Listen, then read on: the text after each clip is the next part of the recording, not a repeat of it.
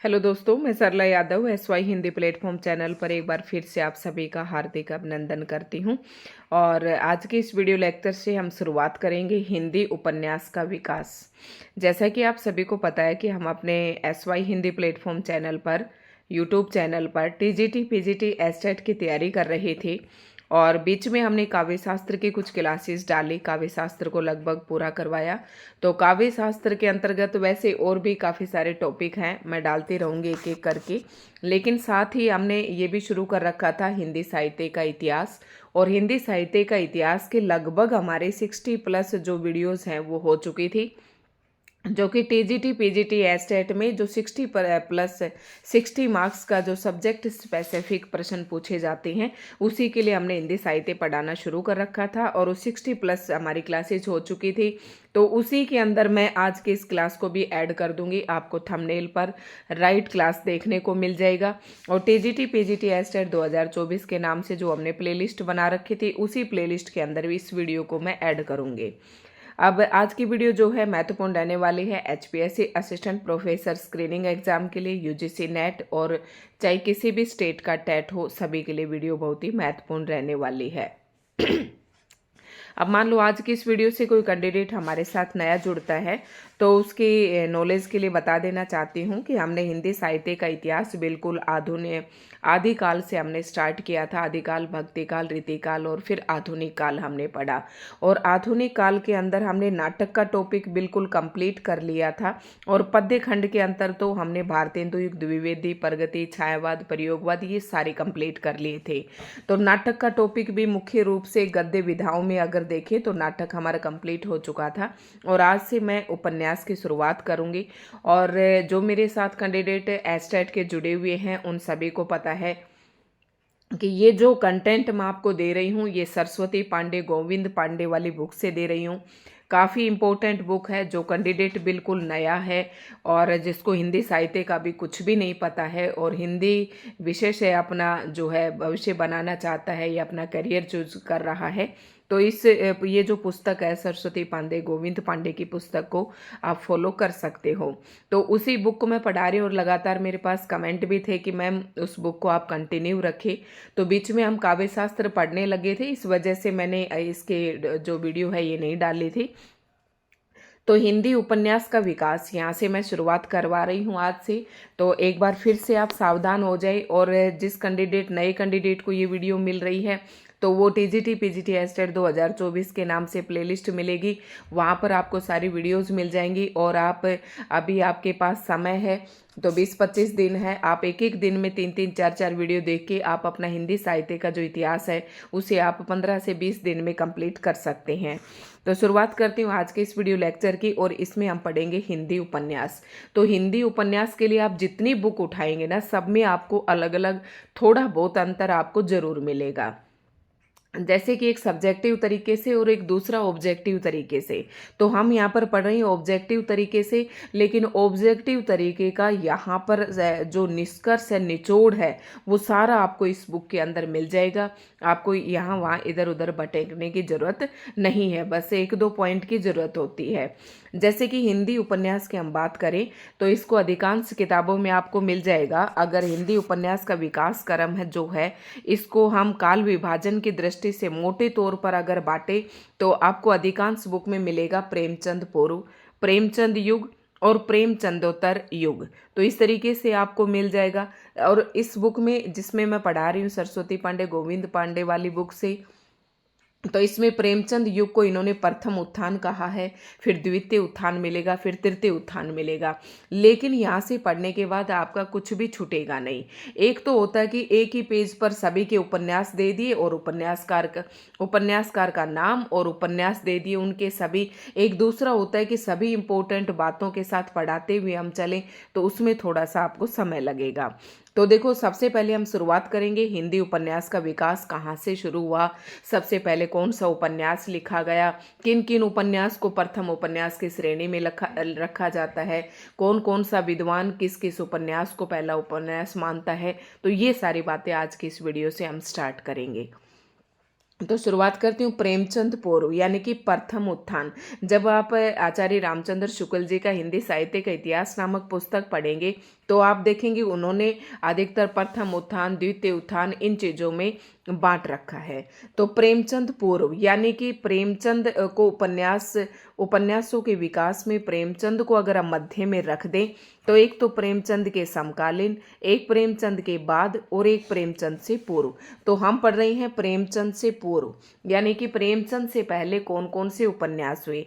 अब थोड़े से अब इंट्रोडक्शन में ही मैं आपको बता देना चाहूँगी कि जो प्रारंभिक उपन्यास थे यानी कि जो प्रेमचंद से पूर्व के जो उपन्यास थे उस समय मुख्यतः 3 प्रकार के उपन्यास लिखे जा रहे थे। एक तो सुधारवादी उपन्यास, एक मनोरंजन परक उपन्यास और एक ऐतिहासिक उपन्यास। तो आपको अपने नोट्स अच्छे से बनाने हैं। कुछ आपको, जैसे एक ही राइटर है तो उसने सामाजिक उपन्यास भी लिखे, उसने मनोरंजन परक उपन्यास भी लिखे और उसने ऐतिहासिक उपन्यास भी लिखे। तो जब आप अपने नोट्स बनाए तो इस तरीके से बनाए कि राइटर का नाम तो आपको एक ही मिलेगा, एक राइटर का नाम लिख के सारे उपन्यास उसके एक ही स्थान पर लिख ले, दूसरे में उसके आप सन लिख लें और तीसरे में जो महत्वपूर्ण बिंदु है इस तरीके से आप कॉलम बना ले और महत्वपूर्ण जो बात है या उसके विषय वस्तु है उसको यहाँ पर लिख ले। इस तरीके से आपको अपने नोट्स बनाने हैं, ठीक है। अब हम शुरुआत करते हैं और पढ़ते हैं प्रेमचंद पूर्व। तो हिंदी में नोवेल के अर्थ में उपन्यास शब्द का प्रथम प्रयोग भारतेंदु हरिश्चंद्र ने 1875 ईस्वी में हरिश्चंद्र चंद्रिका में प्रकाशित अपने अपूर्ण रचना मालती के लिए किया था। देखो ध्यान से सुनना है, जिसे इंग्लिश में हम नोवेल कहते हैं, नोवेल बोल देते हैं, और हिंदी में उसे ही क्या कहते हैं, हम उपन्यास शब्द कहते हैं। और उपन्यास शब्द का पहली बार प्रयोग किसने किया था? भारतेंदु हरिश्चंद्र ने किया था। 1875 ईस्वी में इन्होंने एक पत्रिका निकाली थी और पत्रिका का नाम था हरिश्चंद्र चंद्रिका, ठीक है। इस पत्रिका में इन्होंने पहली बार इस शब्द का प्रयोग किया और शब्द का प्रथम प्रयोग भारतेंदु हरिश्चंद्र ने 1875 ईस्वी में हरिश्चंद्रिका में प्रकाशित अपने अपूर्ण रचना, एक इनकी रचना है मालती नाम की इनकी एक रचना है जो कि अपूर्ण है, मतलब वो पूरी नहीं है, उसके लिए इन्होंने एक शब्द उन्होंने इसमें प्रयोग किया था। उपन्यास शब्द का प्रयोग 1875 ईस्वी में सबसे पहले, और कौन सी पत्रिका में? हरिश्चंद्र चंद्रिका पत्रिका में। तो इन बातों का आपको ध्यान रखना है। तो आपको पता चला कि उपन्यास शब्द सबसे पहले हिंदी साहित्य की अगर बात करें तो भारतेंदु हरिश्चंद्र जी से ही शुरुआत होती है। और ब्रजरतन दास के अनुसार भारतेंदु हरिश्चंद्र ने अपने कुछ आप बीती कुछ जग बीती नामक एक उपन्यास लिखा। अब ब्रजरतन दास, मैंने आपको बताया था कि अलग अलग विद्वान जो है ना अपने अपने तरीके से अलग अलग बताएंगे कि इसने कहाँ से लिया, उसने कहाँ से नाम लिया। तो ब्रजरतन दास के अनुसार इनका क्या कहना है कि भारतेंदु हरिश्चंद्र ने ना कुछ आप बीती और कुछ जग बीती नामक एक उपन्यास लिखा था, ठीक है। और ये इनका ये कहना है कि सबसे पहले अगर शब्द का प्रयोग करें कि उपन्यास शब्द का प्रयोग किसने किया, तो वो भी भारतेंदु हरिश्चंद्र ने किया। अगर ब्रजरतन दास की बात माने तो इनका ये मानना था कि भारतेंदु हरिश्चंद्र जी ने पहला उपन्यास ही लिखा था और उपन्यास का नाम था कुछ आप बीती कुछ जग बीती। अब देखो हिंदी के प्रथम उपन्यास, उपन्यासकार एवं प्रस्तोता। प्रस्तोता का मतलब है कि कौन किसको मानता है पहला उपन्यासकार। तो ये अब हम यहाँ पर देखेंगे और ये इम्पोर्टेंट प्रश्न है टीजीटी जैसे एग्जाम में, तो ये बिल्कुल ऐसे ही पूछ लिए जाते हैं सीधे तौर पर उठाकर, ठीक है। एक आपको ये बात याद रखनी है कि मैंने पहले ही ले लिया शुरुआत में ही कि प्रेमचंद पूर्व जो उपन्यास थे वो किस प्रकार के उपन्यास थे। तो ये मैंने आपको बताया, सुधारवादी उपन्यास थे, मनोरंजन परक उपन्यास थे, ठीक है। मनोरंजन परक में तिलिस्मी अय्यारी उपन्यास तथा जासूसी उपन्यास शामिल थे और कुछ ऐतिहासिक उपन्यास भी लिखे गए थे, ठीक है। तो हिंदी का प्रथम उपन्यास, उपन्यासकार एवं प्रस्तोता। तो प्रस्तोता कौन है? मतलब पहला उपन्यास और पहला उपन्यासकार किसको मानते हैं? डॉक्टर गोपाल राय। तो आपको ये देखना है कि डॉक्टर गोपाल राय के अनुसार पहला उपन्यासकार की बात करें तो वो है पंडित गौरी दत्त, और अगर इन पहले उपन्यास की बात करें तो पंडित गौरी दत्त द्वारा जो लिखित उपन्यास है देवरानी जेठानी की कहानी, ये जो उपन्यास है ये पहला उपन्यास माना जाता है। यानी कि डॉक्टर गोपाल राय के अनुसार पंडित गौरी दत्त जो है हिंदी का पहला उपन्यासकार है, और इनके द्वारा जो उपन्यास लिखा गया देवरानी जेठानी की कहानी, जो कि 1870 में प्रकाशित हुआ, इस उपन्यास को हिंदी का पहला उपन्यास मानते हैं। कौन मानता है? डॉक्टर गोपाल राय। दूसरी बात करते हैं डॉक्टर विजय शंकर मल। तो ये मानते हैं पहला उपन्यासकार श्रद्धाराम फिल्लोरी को, और श्रद्धाराम फिल्लोरी जो थे इनका उपन्यास था भाग्यवती, और भाग्यवती उपन्यास का प्रकाशन हुआ 1877 में। ये भी काफ़ी इम्पोर्टेंट है। उसके बाद बात आती है डॉक्टर रामचंद्र शुक्ल जी, और ये इम्पोर्टेंट है, इस पर आप पॉइंट लगा सकते हैं, ये परीक्षा उपयोगी भी है। ये डॉक्टर श्री रामचंद्र शुक्ल जी के अनुसार हिंदी का पहला उपन्यास कौन सा है? तो परीक्षा गुरु उपन्यास है। अब परीक्षा गुरु जब पहला उपन्यास है तो पहला उपन्यासकार श्रीनिवास दास ही होगा, क्योंकि परीक्षा गुरु उपन्यास किसने लिखा है? श्रीनिवास दास ने ही लिखा है। और इस उपन्यास का प्रकाशन कब हुआ? 1882 ईस्वी में हुआ। तो तीन बातें आपको याद रखना है, मोस्ट इंपोर्टेंट है। भाग्यवती उपन्यास 1877 में प्रकाशित हुआ, श्रद्धाराम फिल्लोरी ने लिखा। दूसरा जो है परीक्षा गुरु, ये उपन्यास इसे आचार्य रामचंद्र शुक्ल जी जो है हिंदी का पहला उपन्यास मानते हैं, और श्रीनिवास दास को हिंदी का पहला उपन्यासकार मानते हैं, और इसका प्रकाशन हुआ 1882 में। तो इतनी बातें आपको याद करके चलना है। आगे है आचार्य रामचंद्र शुक्ल ने लाला श्रीनिवास दास कृत परीक्षा गुरु को अंग्रेजी के ढंग का हिंदी का पहला मौलिक उपन्यास माना जाता है। यानी कि आपसे पूछ लें कि हिंदी में ऐसा कौन सा उपन्यास है जो अंग्रेजी ढंग से लिखा हुआ है, मतलब अंग्रेजी के जो उपन्यास होते हैं उन्हीं की तरह लिखा गया है, और वो हिंदी का पहला मौलिक उपन्यास है। तो आपको नाम बताना है श्रीनिवास दास कृत परीक्षा गुरु को। यानी कि श्रीनिवास दास कृत परीक्षा गुरु उपन्यास को आचार्य रामचंद्र शुक्ल जी अंग्रेजी के ढंग का हिंदी का पहला मौलिक उपन्यास मानते हैं। तो ये पॉइंट भी इम्पोर्टेंट है। अब देखो, प्रेमचंद पूर्व उपदेश प्रदान सामाजिक उपन्यास निम्नलिखित है। अभी मैंने आपको बताया था ये बात थोड़ी सी खोलकर कि प्रेमचंद से पूर्व जो उपन्यास लिखे गए थे वो कैसे थे। कुछ उपदेश प्रधान भी थे और कुछ सुधारवादी थे, कुछ सामाजिक उपन्यास भी थे। तो अब हम देखेंगे प्रेमचंद पूर्व उपदेश प्रधान और सामाजिक उपन्यास कौन कौन से हैं। सबसे पहला ही उपन्यास है गौरी दत्त का, और ये गौरी दत्त का अगर आपको उपन्यास पढ़ना है देवरानी जेठानी की कहानी, ये मैंने अपने इस पर पढ़ा भी रखा है। काफ़ी इंपॉर्टेंट बातें बता रखी हैं, क्योंकि यूजीसी नेट और असिस्टेंट प्रोफेसर के लिए मैंने ये पढ़ाया था, काफ़ी डिटेल से पढ़ा रखा है, तो आप वहाँ से भी इसे पढ़ सकते हैं। तो जो ये उपन्यास है ये उपदेश प्रधान और सामाजिक उपन्यास है। गौरी दत्त का जो देवरानी जेठानी की कहानी उपन्यास है ये उपदेश प्रधान और एक सामाजिक उपन्यास है, जो कि 1870 में प्रकाशित हुआ था। ईश्वरी प्रसाद व कल्याण राय वामा शिक्षक, ये तो रहने दें आप। देखो इस बुक में आपको क्या पढ़ना है, हम टीजीटी पीजीटी एस्टेट के लिए पढ़ रहे हैं, तो ये नहीं कि आपको जो मर्जी में आया वही पढ़ लिया, जो परीक्षा उपयोगी है तो वो मैं आपको बताती जाऊंगी। क्योंकि देखो मायने ये चीज़ रखती है कि ये नहीं रखती कि आप कितना पढ़ते हैं और क्या पढ़ते हैं। आपके लिए मैटर ये रखता है कि आप कितनी इम्पोर्टेंट चीज़ें और परीक्षा उपयोगी कितना पढ़ते हैं और कितना छोड़ते हैं। ठीक है, तो दूसरा आता है हम सामाजिक उपन्यास की श्रेणी में ही हैं, और कुछ उपन्यास ऐसे भी हैं जो उपदेशात्मक प्रवृत्ति के हैं, वही उपन्यास पढ़ रही हैं। तो सबसे पहला हमने पढ़ा गौरी दत्त का देवरानी जेठानी, और दूसरा उपन्यास आता है श्रद्धाराम फिल्लोरी का भाग्यवती, जो कि 1877 में प्रकाशित हुआ। अब ये जो शुरू के उपन्यास बता रही हूँ मैं, गौरी दत्त वाला, जैसे एक तो याद रखना देवरानी जेठानी वाला 1870 में प्रकाशित हुआ, क्योंकि ये 4-5 उपन्यास देकर आपसे पूछ लेते हैं कि इन्हें क्रम से व्यवस्थित कीजिए। तो एक आध उपन्यास ये इम्पोर्टेंट है, इनके आपको सन भी ऐसे पढ़ते पढ़ते याद हो जाएंगे।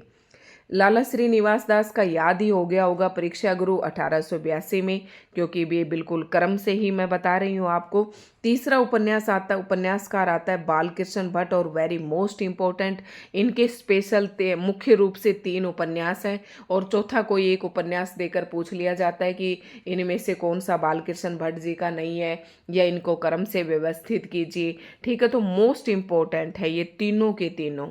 इनका बालकृष्ण भट्ट का पहला उपन्यास है, तो सबसे पहला तो अगर आप क्रम से लगा रही हैं तो रहस्य कथा को आप सबसे आगे लिखें, ये 1879 में प्रकाशित हुआ था। उसके बाद नूतन ब्रह्मचारी 1886 में प्रकाशित हुआ, और एक अजान सौ सुजान। तो 3 उपन्यास है, तीनों को आपको बिल्कुल अच्छे से याद कर लेना है। रहस्य कथा जानने के लिए नूतन ब्रह्मचारी 100 अजान और 1 सुजान के चक्कर में फंस जाती है। इस तरीके से आप कर सकते हैं। बालकृष्ण भट्ट के हैं तीनों ही।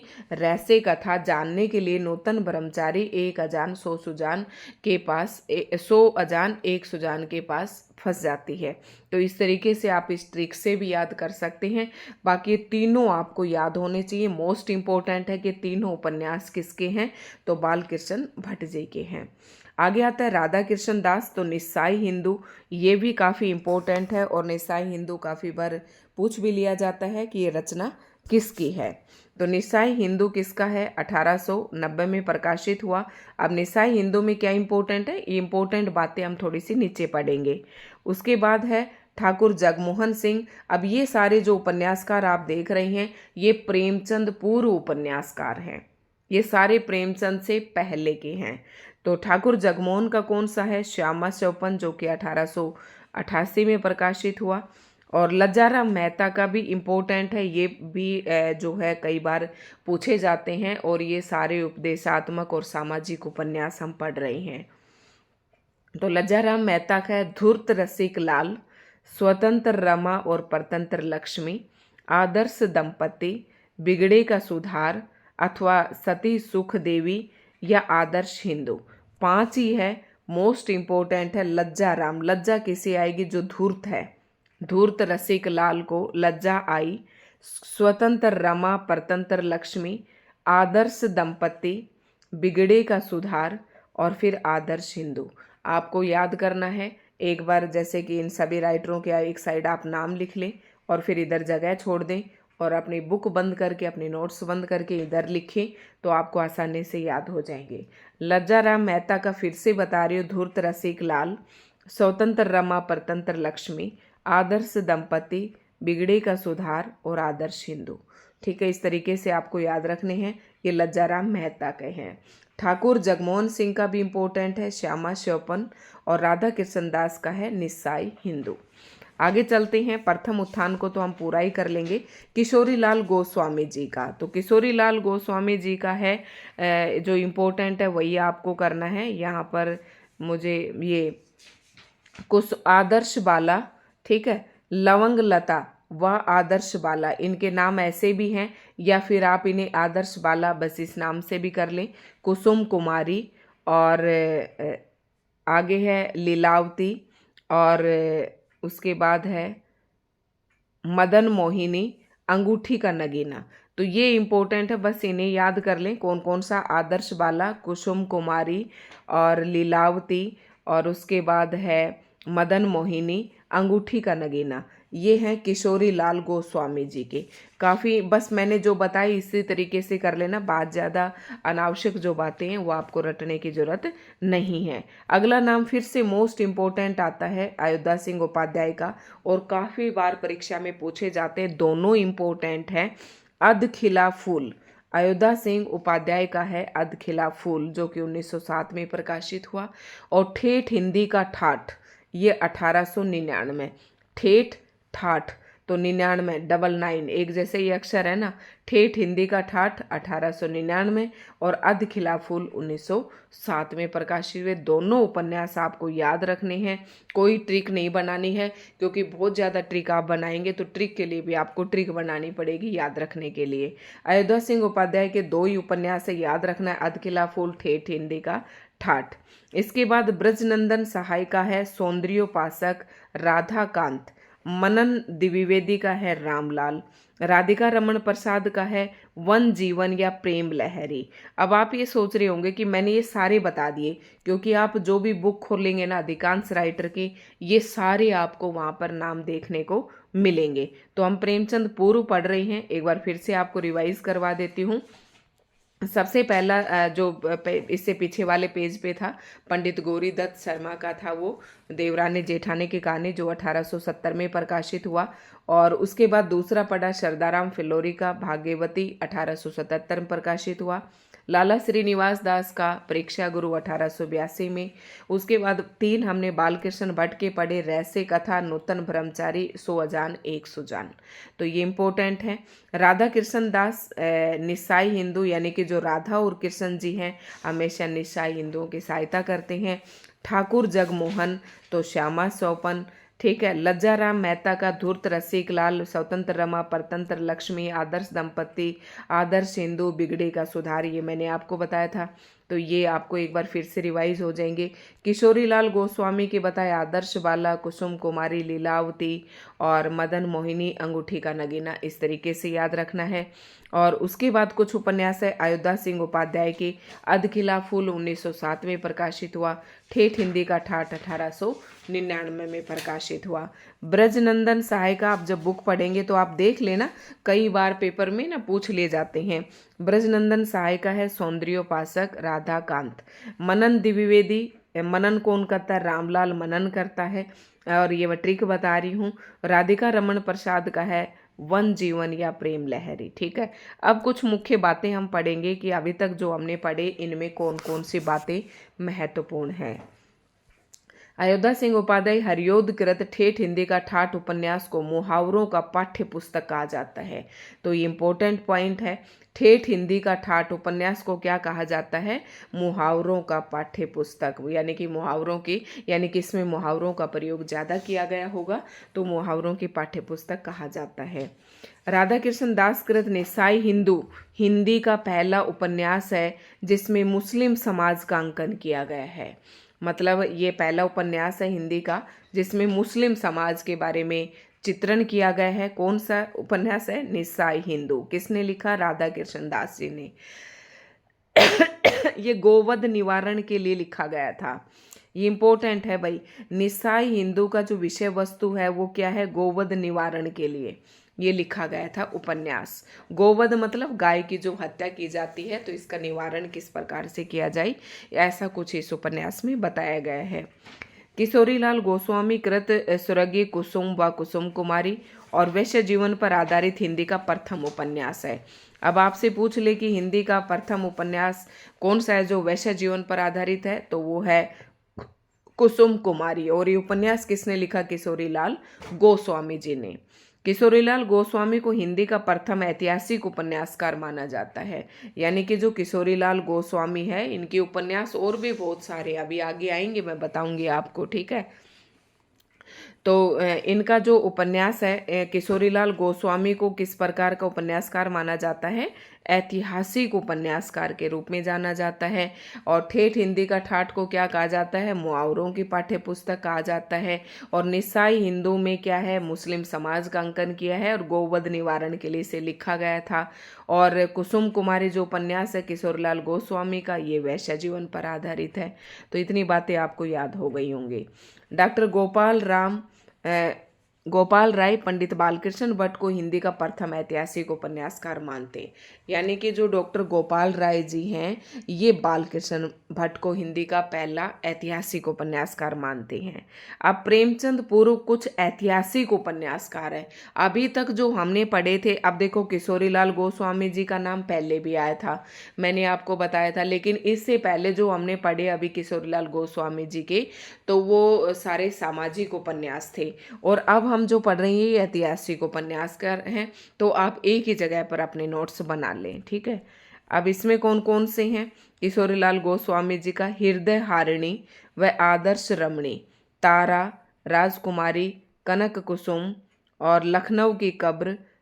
तो ये बस इसमें इतने ज़्यादा इम्पोर्टेंट नहीं है। हृदय हारिणी और कनक, ये जो है कनक कुसुम, ये आप याद रख सकते हैं। ये इनके कुछ ऐतिहासिक उपन्यास है। और जैसे कि नाम से ही पता चलता है सुल्तान रजिया बेगम, लखनऊ की कब्र, तो सारे ये इतिहास से संबंधित हैं। उसके बाद आता है, तो ये वीडियो थोड़ी सी लंबी हो जाएगी भाई। फिर बाकी हम जो है ना ये सारा कल की वीडियो में पढ़ेंगे। और आज की वीडियो को मैं यहीं पर विराम देती हूँ। तो आज की वीडियो आपको कैसी लगी कमेंट करके ज़रूर बताएं। ठीक है, यहाँ तक हमने पढ़ लिया है। धन्यवाद।